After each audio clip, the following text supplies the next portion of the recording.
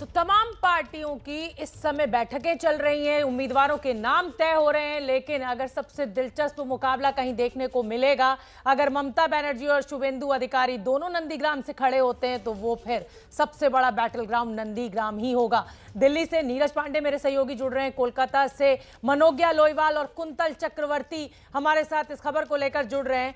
Manogya, quintal और नीरज, देखिए बंगाल की जो लड़ाई है वो सबसे दिलचस्प होने वाली है, और क्योंकि कुंतल ने आज बड़ी खबर यह दी है कि ममता बनर्जी भवानीपुर से ना लड़कर सिर्फ नंदीग्राम से शुभेंदु अधिकारी को चुनौती दे सकती हैं। कुंतल, मैं जानना चाहूंगी इस खबर पर डिटेल।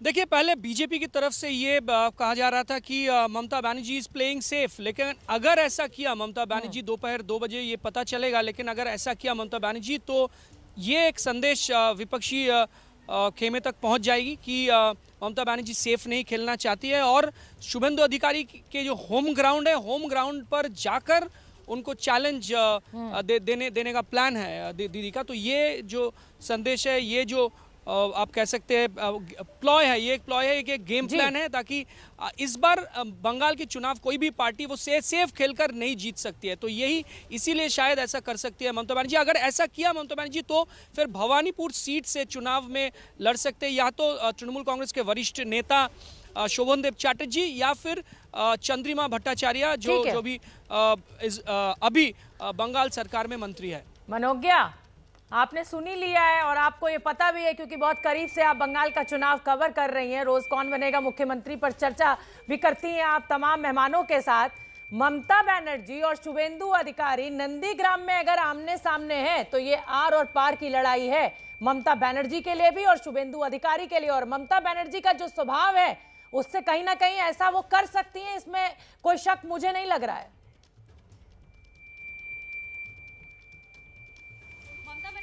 खासियत है, बांग्ला में कहावत है।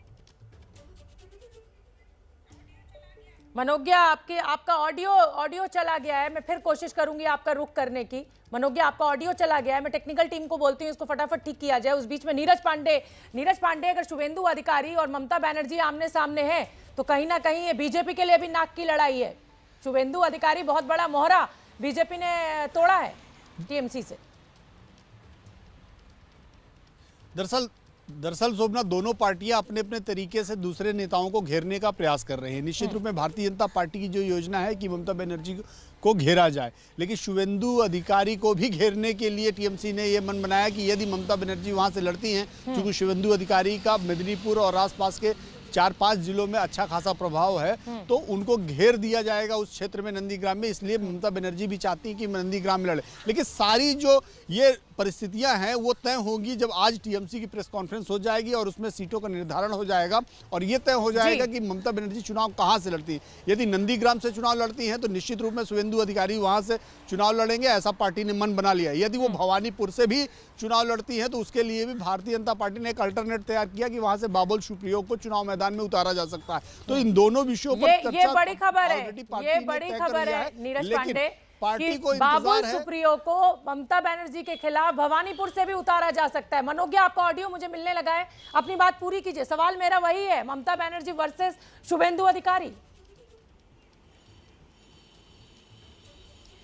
शोभना, सुप्रभात। सबसे पहले तो ये कहना चाहूंगी कि बांग्ला में एक कहावत है, देख केमन लागे, और ममता बनर्जी इसे हर बार हर चुनाव में पूरी तरह से साबित कर देती हैं। इसका मतलब है कि देखो कैसा लग रहा है।